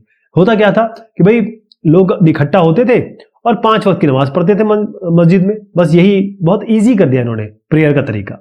इसके अलावा जो मुस्लिम स्कॉलर्स थे, जो अब मान लीजिए कोई ग्रुप है, अब ये ग्रुप है, ये वाला ग्रुप है ना, जब लोग रहेंगे इस ग्रुप में, तो जब अच्छे भी लोग होंगे, बुरे भी लोग होंगे, शादी ब्याह भी होगी, तलाक भी होंगे, या फिर लड़ाई झगड़े भी होंगे, प्यार मोहब्बत भी होगी, तो उसके लिए कोई ना कोई लॉ होना चाहिए। जब इतने सारे लोग इस्लाम को मानने लगे तो उन्होंने लॉ बनाया, कानून, रेगुलेशन बनाया। वो रेगुलेशन जो मुस्लिम स्कॉलर, जो विद्वानों ने बनाया, उसी को हम कहते हैं शरीयत। देखिए उस जमाने में कोई कॉन्स्टिट्यूशन तो था नहीं, पुलिस तो थी नहीं, तो कोई ना कोई लॉ बनाना चाहिए था, वरना लोग कैसे जिएंगे। किसी भी सभ्य समाज में लॉ बनाई जाती है, इसलिए शरीयत इतना पॉपुलर है, इसलिए शरीयत की इतनी इज्जत की जाती है। अब सूफी जो थे, सूफी की बात कर रहे हैं हम लोग, जो सूफी लोग थे, अच्छा सूफी जो होता है ना, एक ऐसे आदमी को कहा जाता है जो गर्म कपड़े पहन के या फिर सफेद कपड़े पहन के जो बस बैठा हो आराम से, उसी को सूफी कहते हैं। ये शब्द का मतलब ये होता है। तो सूफी जो होते थे वो ये कहते थे कि जो मुस्लिम शरीयत कहती है, या शरीयत का लॉ कहता है, या जो मुस्लिम स्कॉलर्स कहते हैं, जो ये स्कॉलर मतलब होता है विद्वान, जो मुसलमान धर्म को जानने वाले, और शरीयत में जो कहा गया है वो सब जो कहा गया है, सूफी कहते थे कि हम इसको बिल्कुल आउटराइट मना करते, हम नहीं मानते इन सब चीजों को। उन्होंने ये कहा कि हमारा और भगवान की चित्र तो बना ही नहीं सकते आप, अल्लाह को बना ही नहीं सकते, लेकिन जो भी भगवान है उसके साथ हमारा मिलन उस तरीके से होना चाहिए, उस तरीके से प्रेम होना चाहिए जिस तरीके से एक मेन का विमेन से होता है, या कहें प्रेमी का प्रेमिका से होता है। एक प्रेमी प्रेमिका के लिए इतना पागल होता है, या प्रेमिका प्रेमी के लिए इतनी पागल होती है, उस तरीके का जो प्रेम है कि बस आप भाव विभोर हो जाओ, बस उसी के यादों में, उसी के ख्याल में खो जाओ, इस तरीके का प्रेम होना चाहिए। यही उन्होंने कहा कि दुनिया को भूलो, दुनिया को भूलना है और केवल प्यार की बात करनी है, राइट। अब सूफी और ये संत का मेन ये था, जिनका नाम पॉपुलर हुआ है ना, ये सबके सब पोएम जरूर लिखते थे, पोएम लिखते थे, कुछ लिखते थे, कहानी लिखते थे, या फिर दोहे लिखते थे, सब लोगों ने ये लिखा, राइट। इन्होंने एनेक्डोट्स और फेबल्स लिखे। एनेक्डोट का मतलब होता है, एनेक्डोट मतलब होता है छोटी सी कहानी, यहां पर दिया गया है छोटी सी कहानी, और फेबल्स का मतलब होता है कल्पित कहानी, यानी कि ऐसी कहानी जो कल्पना करके बताई जाती है कि भाई ऐसा, अब मतलब अपने दिमाग की उपज होती है लेकिन उसके साथ वो अच्छाइयां रिलेट करते हैं। तो छोटी कहानी फेबल्स, ये एंटी एनेक्डोट यानी कि छोटी सी कहानी, फेबल्स यानी कल्पित कहानी, इसको लिखा इन्होंने। और जो मेन जगह थी वो यहाँ सेंट्रल एशिया, ये बेसिकली सेंट्रल एशिया हो गया, ईरान और आसपास की जगह, वहां से बहुत सारे सूफी जो है वो हिंदुस्तान में आए, जैसे दिल्ली में आ गए, अभी मैं आपको सबका नाम लूंगा, ऐसे करके ये लोग आए और यहाँ पर बसे। इनमें जो मेन थे शुरुआती दौर में वो थे गजाली, रूमी और सादी। गजाली, रूमी, सादी, चेहरा देख लीजिए बहुत ध्यान से, गजाली, रूमी और सादी, ये थे जो मेन जिनका हम नाम ले सकते हैं। अब जिस तरीके से जो नाथपंथी थे और सिद्धाचारी थे और योगी, ये लोग क्या कहते थे, जो ये कहते थे वो भी उसी तरीके से ये जो सूफी लोग हैं वो भी ये कहते थे कि भाई अगर हमारा दिल है, दिल ऐसे बना देता हूं, ये दिल है इसको हम ट्रेन कर सकते हैं कि कोई जो वर्ल्ड है, वर्ल्ड को हम किसी और तरीके से देखें, वर्ल्ड मतलब ग्लोब बना दिया मैंने, इसको हम किसी और तरीके से देखें। इसके लिए क्या कर सकते हैं, हम ट्रेन हो सकते हैं, कोई अगर पीर हो या कोई मास्टर हो उसके अंडर में हम ट्रेनिंग ले सकते हैं, वह हमें ट्रेन कर सकता है कि हम जिक्र करें। जिक्र करने का मतलब ये होता है भगवान का नाम लेना या अल्लाह का नाम लेना या फिर किसी अपने प्रियतम का नाम लेना और भगवान मान के, तो ये इसके कहते हैं जिक्र करना। जैसे सुभान अल्लाह इस तरीके से बोलते हैं, राम राम राम बोलते हैं ना, उस तरीके से जिक्र करना। दूसरा होता है कॉन्टेम्पलेशन, यानी कि इसको सोचना। सामा, सामा मतलब होता है गाना। रक्स, रक्स मतलब होता है नाचना। आप देखें यहां पर सब नाच रहे हैं, गा रहे हैं, झूम रहे हैं, रक्स कर रहे हैं। इस तरीके से डिस्कशन ऑफ पैराबल्स, तो डिस्कशन मतलब आपस में बात करना, किसका, पैराबल्स का। पैराबल्स का डिस्कशन का मतलब क्या होता है, पैराबल्स होता है दृष्टांत। दृष्ट अंत मतलब अपनी अपनी विचारधारा का, अपनी अपनी सोच का डिस्कशन करना। ब्रेथ कंट्रोल, ब्रेथ कंट्रोल मतलब होता है सांस, सांस को जिस तरीके से आपने प्राणायाम वगैरह में देखा होगा, सांस को कंट्रोल करना। तो जिक्र, सामा, रक्स, आपस में डिस्कशन करना, दृष्टांत, और फाइनली जो मैंने आपको बताया कि ये सारी चीजें, ब्रेथ कंट्रोल, इनको किसी पीर या मास्टर के अंतर्गत किया जा सकता है, उसके अंडर में किया जा सकता है, और यही मानना था सूफियों का। ओके, तो अब क्या हुआ कि कुछ लोग इस मास्टर के पास चले गए, सूफी 1 कर देता हूं, कुछ इसके पास चले गए, ये सूफी 2 हो गए। तो ये जो सूफी 1 सूफी 2 है, ये अलग अलग सिलसिला हो गया। ये सिलसिला 1 हो गया, ये सिलसिला 2 हो गया, ऐसे अलग अलग सिलसिला बन गया, राइट। और सिलसिला क्या आते, थोड़े थोड़े अलग अलग इनके विचार थे, ये कुछ कहते थे, ये कुछ कहते थे, इस तरीके से सब तो थे सूफी, सब अपने सूफी थे, यानी हर इसका अलग अलग तरीका था। तरीका इन सबको कराने का तरीका अलग अलग था, ठीक। तो बहुत सारे ऐसे सूफी जो सेंटर है वो सेंट्रल एशिया, जैसे मैंने कहा सूफी लोग सेंट्रल एशिया से आए, हिंदुस्तान में बहुत सारे लोग बस गए। इसमें क्या हुआ कि ये और पॉपुलर कब हुआ, जब दिल्ली सल्तनत बहुत स्ट्रांग हुई, जब दिल्ली सल्तनत बनी, क्योंकि दिल्ली सल्तनत के नाम पे और क्योंकि दिल्ली सल्तनत के लोग वहीं कहीं ना कहीं से रिलेटेड थे, तो दिल्ली सल्तनत के जब लोग आए, आपको याद होगा जब हम बात करते हैं कुतुब मीनार की, तो उसमें किसका नाम आता है, तो मैं आपको बता देता हूं वो कौन थे, कि जो इनमें अलग अलग जो सिलसिला मैंने बताए, इन सिलसिलाओं में एक सबसे इंपॉर्टेंट सिलसिला जो थी, ये सूफी कुछ 1 2 है 3 कर दीजिए, ये जो सिलसिला है, जो सबसे इंपॉर्टेंट हिंदुस्तान का जो सिलसिला था वो था चिश्ती सिलसिला। चिश्ती सिलसिला, तो ये जो चिश्ती सिलसिला आप देख रहे हैं, इसमें कौन कौन बड़ा इन्फ्लुएंशियल था। अब आप एक एक करके नाम देखिए, यहां पर देखिए, ये अजमेर का है, ख्वाजा मोइनुद्दीन चिश्ती अजमेर की दरगाह है। यहां पर आप देखेंगे तो कुतुबुद्दीन बख्तियार काकी दिल्ली में जिनकी वो है, क्या कहते हैं, श्राइन है, और साथ में देखिएगा कि इन्हीं के नाम पे एक नाम आ रहा है ना, जैसे कुतुब मीनार इन्हीं के नाम पे है, ध्यान रखिएगा। ये है बाबा फरीद, आपके कहाँ के, पंजाब के। ये है ख्वाजा निजामुद्दीन औलिया साहिब दिल्ली के, और यहां पर आप देख रहे हैं ये है बंदा नवाज गेसू दराज, ये गुलबर्गा के। ओके, तो ये जो सूफी मास्टर्स हैं, जो भी मास्टर होंगे, जैसे बाबा फरीद का नाम ले लीजिए, एग्जांपल देता हूं, बाबा फरीद का नाम ले लीजिए, तो ये क्या करते थे, एक जगह पे लोग, ये बाबा फरीद हो गए, और बाकी लोग आते थे, यहां पर इनके साथ चर्चा होती थी, असेंबली होती थी, सभा होती थी, और ये जो सभा होती थी, इन जगह को कहते थे खानकाह, या इसको कहते थे हॉस्पाइस, पाइस, ठीक है, वो जगह जहां पर लोग आते थे और सब लोग जो आते थे इसमें रॉयल्टी भी होते थे, मतलब बड़े बड़े लोग, राजा महाराज भी होते थे, इसमें नोबिलिटी भी होते थे, बड़े वर्ग के अभिजात वर्ग के लोग भी होते थे, इसमें ऑर्डिनरी पीपल भी होते थे, नॉर्मल लोग भी होते थे, ये सब खानकाह में आते थे। और साथ में क्या होता था, ये कई लोग आते थे जो स्पिरिचुअल मैटर डिस्कस करते थे, यानी कि जो आध्यात्म की बातें करते थे, और कई लोग आते थे जो इनकी ब्लेसिंग लेने आते थे, इनका आशीर्वाद लेने आते थे। लेकिन कई केवल इसलिए आते थे कि यहां पर डांस कर सके, म्यूजिक सुन सके, मतलब रक्स और सामा ये सब कर सके। कई लोग इसी म्यूजिक और डांस सेशन को करने आते थे। अब होता यह है कि कई लोग ये जो इन लोगों को ऐसा मान लेते थे, यानी कि जो सूफी है उनको ऐसा मान लेते थे कि इनके हाथ में पावर है, मिराकुलस पावर है, मतलब शक्ति है इनके पास कोई। तो जितनी भी किसी बेचारे के पास कोई इल हो, कोई गरीब हो, परेशान हो, या कोई ट्रबल हो इसको, तो वो सोचते थे कि भाई अगर हम इनके पास जाएंगे तो ये हमारा निदान कर देंगे। कौन निदान कर देंगे? ये जो सूफी है। तो अगर आप देखेंगे कि जो इनकी टॉम्ब है या इनकी जो श्राइन्स है या दरगाह है, वो इतनी फेमस हो गई क्योंकि हर आदमी समझ रहा था, या आज भी समझता है, जैसे मैं खुद भी एक दो बार होके आया हूं अजमेर शरीफ, और सब लोग मुराद मांगते हैं कि कोई भी पिक्चर रिलीज होती है लोग वहां जाते हैं, कोई भी जो बड़े बड़े नेता है वो अजमेर जाते हैं। तो वो इन दरगाहों में जाने का कारण ये हुआ कि ये जगह जो है वो सारी की सारी, जितना मैंने नाम लिया, ये पिलग्रिमेज बन गई, यानी कि तीर्थ करने की जगह बन गई। यानी वहां पर तीर्थ करने के लिए लोग जाते हैं, पिलग्रिम करने के लिए जाते हैं, इसलिए तीर्थाटन के प्लेसेस बन गए ये सारे के सारे। ओके, न्यू रिलीजन्स और religious developments in north India.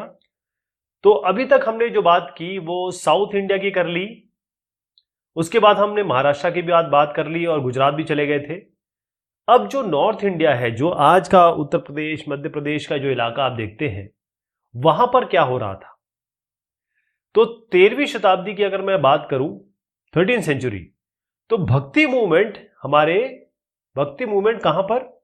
North India में। इसमें काफी हलचल आई और इसमें बहुत सारे लोग, क्योंकि अब आप देखें कि इस्लाम हो गया, ब्राह्मण का जो हिंदुइज्म चल रहा था वो, सूफिज्म, जितने भी भक्ति के फैक्ट्स हैं या कहें सेक्ट्स हैं, जिसमें मैंने ऐसे NSY के बारे में बताया आपको, नाथपंथी, सिद्धचारी, योगी, ये सब आपस में एक दूसरे को इन्फ्लुएंस कर रहे थे, एक दूसरे पे प्रादुर्भाव डाल रहे थे।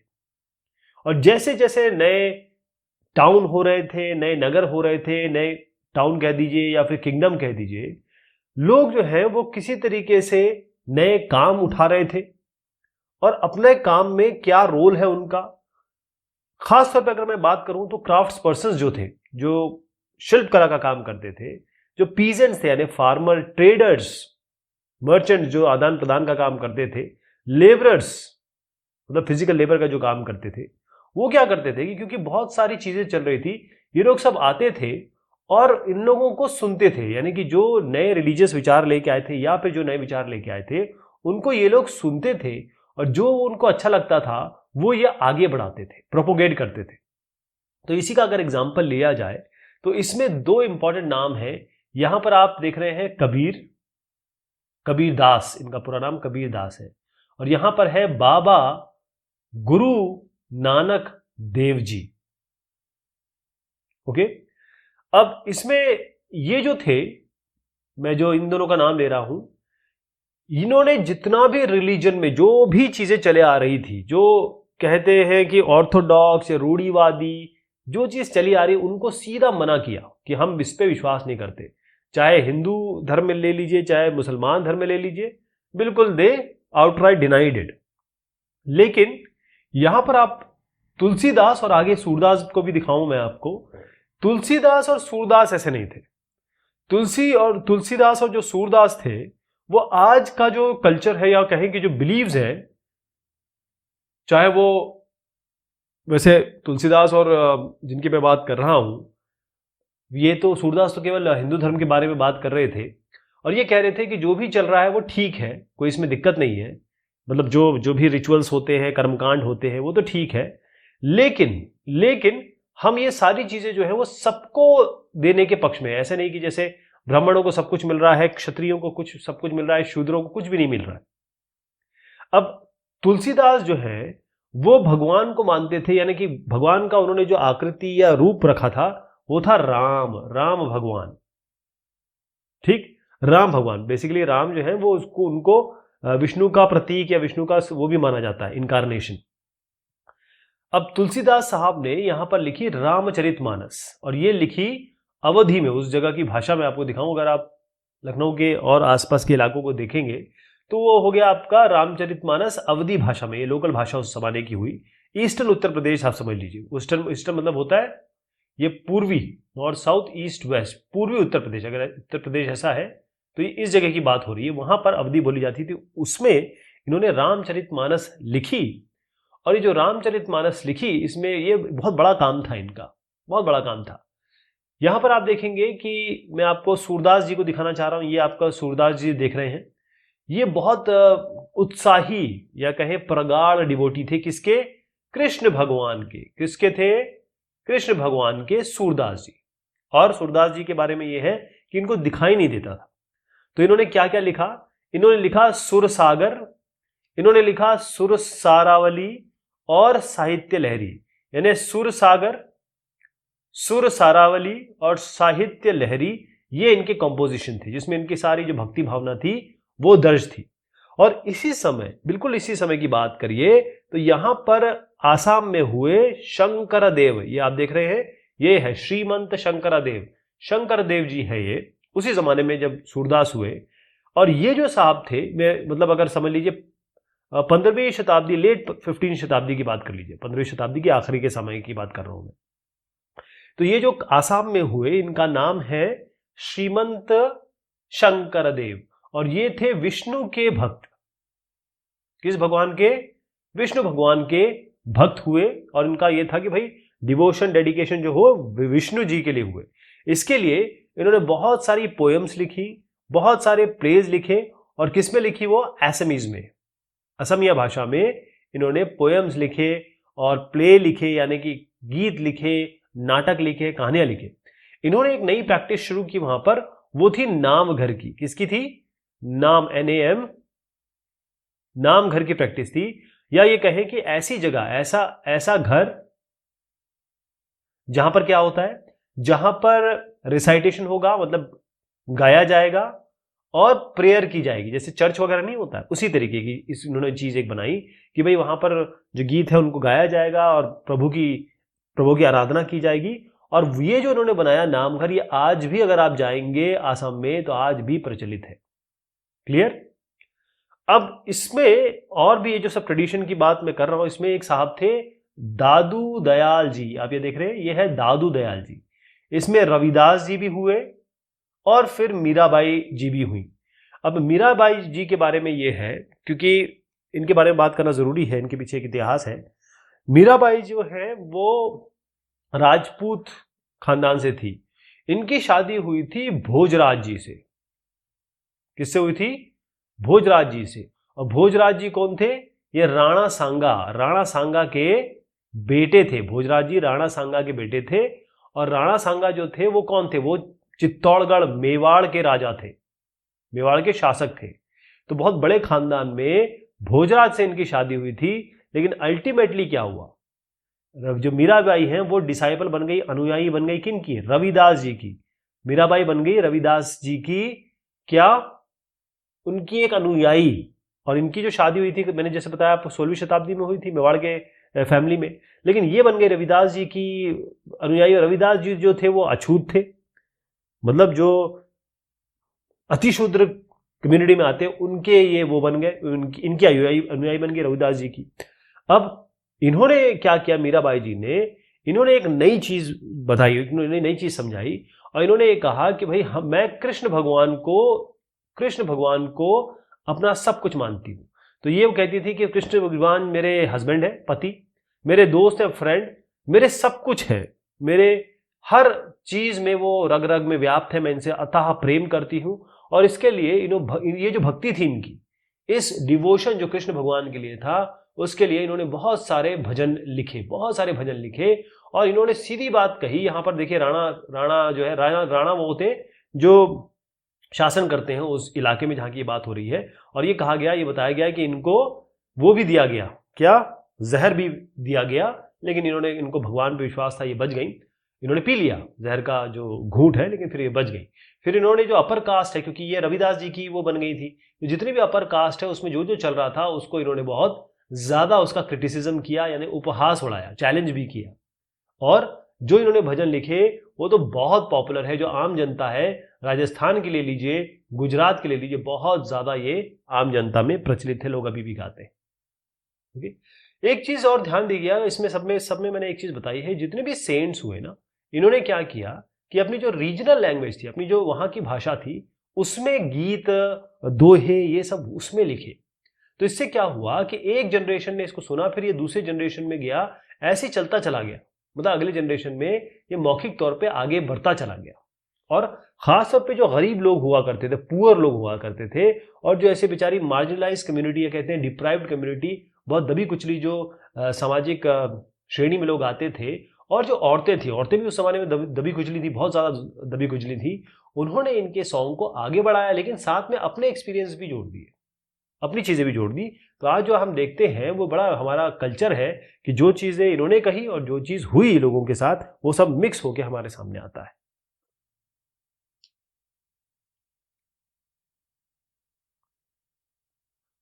हम बात कर रहे हैं कबीरदास जी की। कबीरदास साहब जो है, ये बहुत बड़े सेंट थे, संत थे, और 16वीं, आप समझ लीजिए 15वीं 16वीं शताब्दी के बीच में ये रहे, बहुत ज्यादा प्रभावी और इन्फ्लुएंशियल सेंट हुए। कहा जाता है, कहानियां इस तरीके की, कि एक बड़े परिवार में इनका जन्म हुआ था, और वहां से जो औरत है जो इनको पालना नहीं चाहती थी, उन्होंने एक मुस्लिम जुलाहे परिवार को, या कहें वीवर, बुनकर परिवार को, बुनकर कर दीजिए, इस परिवार को ये बच्चा सौंपा, और ये यहीं बड़ा, बनारस, वाराणसी भी कहते हैं, तो बनारस में इनका लालन पालन या भरण पोषण हुआ। अब इनके जो आइडियाज, इनके बारे में ज्यादा जानकारी हमें कहीं से मिल नहीं पाई है या पाती है, लेकिन इनकी जानकारी हमें मिलती कहां से है, जो इन्हें बहुत जबरदस्त सखीज लिखी। सखीज एक फॉर्म है जिसमें लिखावट, जैसे दोहे वगैरह होते हैं, पद हो गए, गद्य हो गए, तो ये पद और सखीज जो इन्होंने लिखा हुआ है, उससे हमें इनकी बहुत सारी जानकारी मिलती है। और वो सारे जो चीजें इन्होंने लिखी है, वो घुमंतु जो गाने वाले थे, भजन गायक थे, वो इसको गाते थे, हर जगह गाते थे। और फिर इतनी इफेक्टिव चीज इन्होंने लिखी कि आगे चल के गुरु ग्रंथ साहिब, जो सिख समुदाय की बहुत पाक और पवित्र किताब है, उसमें भी इनकी चीजें दर्ज की गई। और केवल गुरु ग्रंथ साहिब में भी नहीं, पंचमणि में और बीजक में भी ये दर्ज की गई। ओके, तो कबीर की जो टीचिंग थी, या ये जो कहते थे, वो क्या थी?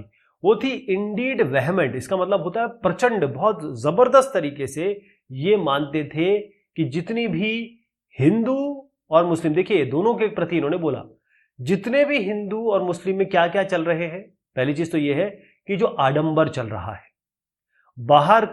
बाहरी तौर पे जो आप वर्शिप कर रहे हैं, यानी आप आइडल रख देते हैं, मूर्ति रख देते हैं, उसकी पूजा करने लगते हैं। मुसलमानों में भी कुछ इस तरीके से है, यानी कि जो आप प्रीस्टली क्लास दिखा रहे हैं कि हम बड़े हैं। दूसरा यह है कि जो ये कास्ट सिस्टम चला आ रहा है, हम बड़े हैं, कास्ट सिस्टम है कि हम बड़े लेवल पे हैं, और इस तरीके की चीजों को इन्होंने पूरी तरीके से मना किया, या उसको आउटराइट बिल्कुल रिजेक्ट कर दिया। इनकी इंपॉर्टेंट बात ये थी कि जो भी इन्होंने लिखा, जो पोएट्री लिखी, जो दोहे लिखे, वो सारे के सारे बड़ी आम भाषा की लैंग्वेज में लिखी, ताकि जो लोग हैं वहां के समझ पाए, ऑर्डिनरी लोग भी इसको समझ पाए। एक और इंपॉर्टेंट बात है कि ये क्रिप्टिक लैंग्वेज में लिखते थे, रहस्यवादी लैंग्वेज में लिखते थे, भाषा में लिखते थे। वो इतनी डिफिकल्ट होती थी कि जो वाकई में समझते हैं, दिमागी तौर पे बढ़िया है, और समझ लीजिए कि जो कविता जानते हैं, दोहे जानते हैं, शब्दों पे जिनका कमांड है, वही समझ सकते थे, इसलिए इतने बड़े आदमी बन गए, आज इतने पूजे जाते हैं।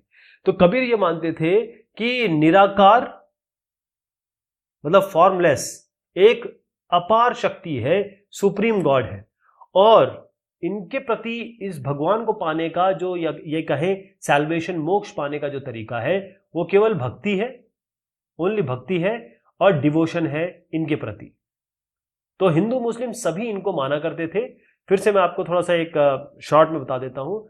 कबीरदास जो थे, आप 15वीं-16वीं शताब्दी की आप बात कर लीजिए, ये पोएट भी थे, गीतकार भी थे, बहुत बड़े संत हुए ये, और भक्ति मूवमेंट में इनका बहुत बड़ा रोल रहा है। और इनकी इतनी बढ़िया लिखावट थी, या इन्होंने इतनी अच्छी चीज़ें लिख डाली कि ये सिखिज्म के स्क्रिप्चर में भी, गुरु ग्रंथ साहिब में भी इनकी चीज़ें दर्ज हैं। ओके, शुरुआत इनकी मुस्लिम फैमिली से हुई थी, बुनकर फैमिली से, और उसके बाद क्या हुआ कि एक हिंदू भक्ति नेता या लीडर हुए रामानंद, उनके ये विचारों से बहुत प्रभावित हुए और आगे फिर इन्होंने फॉलो किया।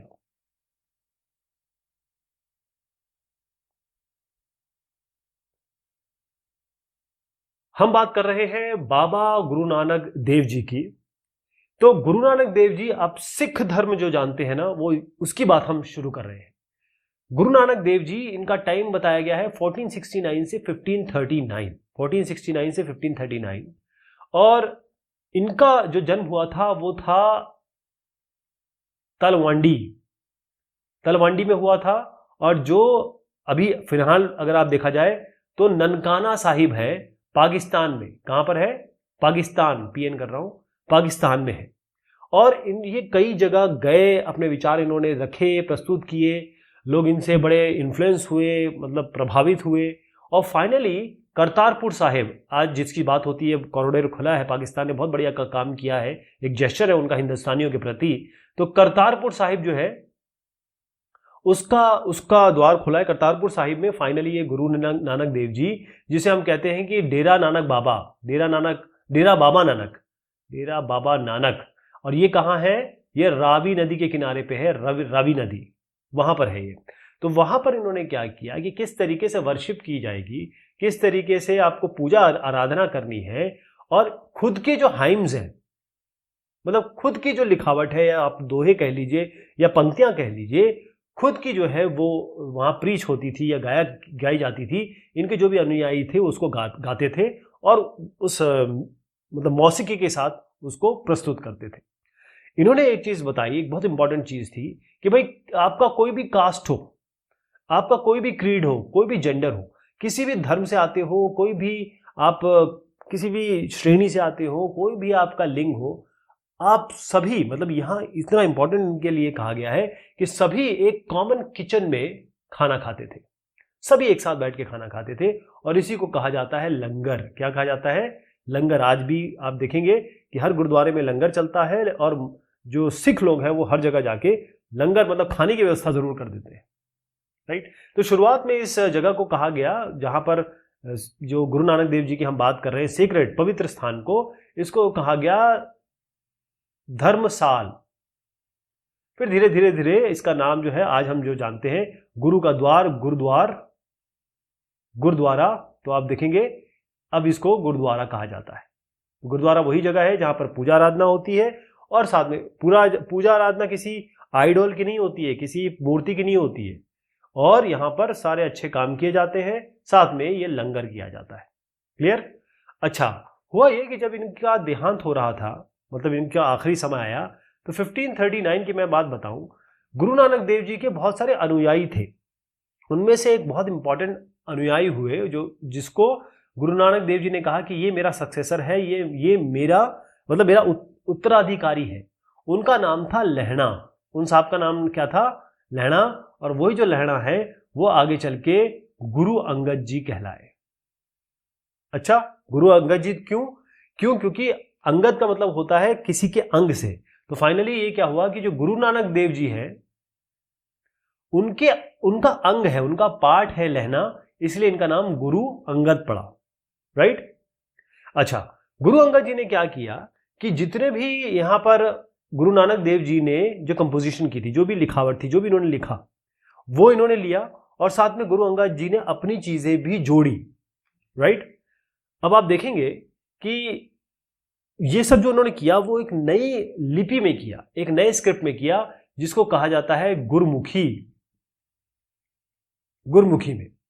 फिर इनके गुरु अंगद जी, हमने क्या बात की, शुरुआत की गुरु नानक देव जी ने, फिर उनके सक्सेसर अनुयायी जो है गुरु अंगद देव जी। अब इनके जो सक्सेसर्स हुए इनके बाद जो है अमरदास जी, रामदास जी और अर्जन देव जी, राइट। तो इसके बाद जो गुरु अंगद के बाद, अच्छा जो इसके बाद आया उन्होंने भी नानक के नाम पे ही लिखा, सबने नानक के नाम पे ही लिखा। और फाइनली जो गुरु अर्जन देव जी हैं उन्होंने 1604 में इन सबको कंपाइल किया, जो भी लिखा गया है, जो भी इन्होंने कहा वो सबको कंपाइल कर लिया, राइट। अब जो इन्होंने लिखा और जो कंपाइल किया उसके साथ इन्होंने जो बाबा शेख फरीद है, बाबा फरीद, उनकी कबीर, संत कबीर की, और भगत नामदेव इनकी, और गुरु तेग बहादुर। अब इनकी मैं बारे में बताऊंगा कि ये गुरु तेग बहादुर जी की कैसी बात हुई। तो ये तो कंपाइल तो इन्होंने कर दिया। अब इसके बाद जब गुरु अर्जन देव जी ने कंपाइल कर लिया, उसके बाद इसमें इनकी, मतलब जो मैं और नाम ले रहा हूं, शेख फरीद, शेख कबीर, ये संत कबीर, भक्त नामदेव, गुरु तेग बहादुर जी ने भी कहा कुछ, तो वो सारी चीजें जोड़ दी गई। ओके। और फिर उसके बाद गुरु तेग बहादुर जी का जो बेटा है, या कहें उनका जो सक्सेसर है, गुरु गोविंद सिंह जी ने इसको प्रतिपादित किया या इसको ऑथेंटिकेट किया। और ये सब होने के बाद जो किताब निकल के आई, जो वर्सेस निकल के आए, उसे कहा जाता है गुरु ग्रंथ साहिब। तो ये किताब है और उसमें वो बड़े बड़े लोगों का नाम, बड़े बड़े लोगों की कथनी है जिसके बारे में हम बात करते हैं, और बहुत पवित्र किताब है ये सिखों के लिए। ओके। अगर जब देखा जाए गुरु नानक देव जी जो है, उनके बहुत सारे, गुरु नानक देव जी के बहुत सारे सक्सेसर्स, मतलब उनके ज़माने से ही बहुत सारे इनके जो फॉलोअर थे वो बढ़ने लगे, बहुत ज़्यादा बढ़ने लगे। और इसमें ट्रेडर्स थे, जो मतलब जो लेन देन का काम करते हैं, एग्रीकल्चरिस्ट थे, कृषि वगैरह का काम करते हैं, आर्टिसंस थे, और साथ में जो क्राफ्ट्समैन थे, या ये कहें जो शिल्पकारी का काम करते हैं, वो ज़्यादा लोग थे। क्योंकि गुरु नानक देव जी का ये कहना था कि ऐसा है कि आप जिस तरीके से जी रहे हैं, मतलब आप जिए, आप शादी करें, बच्चे करें, और जो आपका काम आप सीखा है या आप जो काम करते चले आ रहे हैं उसको करिए, और आपको ऐसा ऑक्यूपेशन लेना है, ऐसा जॉब लेना है, या ऐसा काम करना है जो दूसरों के लिए भी भला हो, उनका दूसरों के लिए भी काम करें। और साथ में कुछ जनरल फंड, कुछ पैसा भी अगर आप कम्युनिटी के नाम पे यहाँ जमा करें, तभी तो ये लंगर वगैरह चल पाएंगे। अब ये देखिए, अगर आप यहाँ, ये हरमिंदर साहिब है अमृतसर का, यहाँ पर सबके साथ इतने बड़े बड़े उसमें खाना बनता है, गंजों में या कहें बर्तनों में, और सबके सब लोग खाते हैं, चाहे कोई भी हो, एक भी पैसा नहीं देना पड़ता। तो इसके लिए कहीं ना कहीं से तो आएगा, तो थोड़ा कम्युनिटी के लिए देना पड़ता है। अब यहाँ पर आ जाइए, मैं आपको ये बता रहा हूँ कि पॉलिटिक्स कैसे आई यहाँ पर। अब शुरुआत जो है 17वीं शताब्दी की मैं बात कर रहा हूँ। यहाँ पर अमृतसर, मतलब जो आज जो रामदासपुर है, आज का अमृतसर, पहले रामदासपुर, मतलब अमृतसर ही मान लीजिए, एएस कर देता हूं इसको। तो यहां पर क्या हुआ कि जो सेंट्रल गुरुद्वारा था, ये वाला गुरुद्वारा है, इसको कहते हैं हरमिंदर साहिब, मतलब गोल्डन टेम्पल है, गोल्डन दिख रहा है आपको। तो ये जो गोल्डन टेम्पल है, यहां पर एक तरीके से, क्योंकि सिख धर्म तो आ ही गया था, और यहां पर अब पूरे मान लीजिए जो मुगल का ये पूरा इलाका है, तो इस इलाके में एक ऐसा इलाका बन गया जो सेल्फ गवर्निंग था, यानी कि खुद ही अपना गवर्नेंस कर रहा था, खुद ही अपना प्रशासन कर रहा था। इनका बाकी लोगों से कोई मतलब नहीं रहा, या इन्होंने मतलब रखा नहीं। अब ये जब देखा जहांगीर ने, ये जहांगीर देख रहे हैं आप, ये जहांगीर है, जब जहांगीर ने देखा ये तो गलत हो रहा है यार, मेरे राज में ये लोग खुद का राज चला रहे हैं, तो इन्होंने क्या किया कि जो गुरु अर्जन देव जी हैं, ये साहब जो है, इनके लिए इनको कहा कि भाई इनको सर कलम कर दो, इनको एग्जीक्यूट कर दो। तो फाइनली ऐसा हुआ भी। फिर क्या हुआ कि जो सिख मूवमेंट चल रहा है, ये राजनीति का रोल इसमें आया, मतलब ये पॉलिटिसाइज हुआ। ओके। और फिर यहाँ पर जब इसकी पॉलिटिसाइजेशन हुआ, तो फाइनली किस पे अंत हुआ, ये खालसा बन के। तो अगर आप देखेंगे, वह गुरु जी दा खालसा, वह गुरु जी दी फतेह, ये जो खालसा है वो गुरु गोविंद सिंह, यहाँ पर किसने इंस्टीट्यूट किया इसको, खालसा पंथ को? गुरु गोविंद सिंह ने किस समय, 1699 में।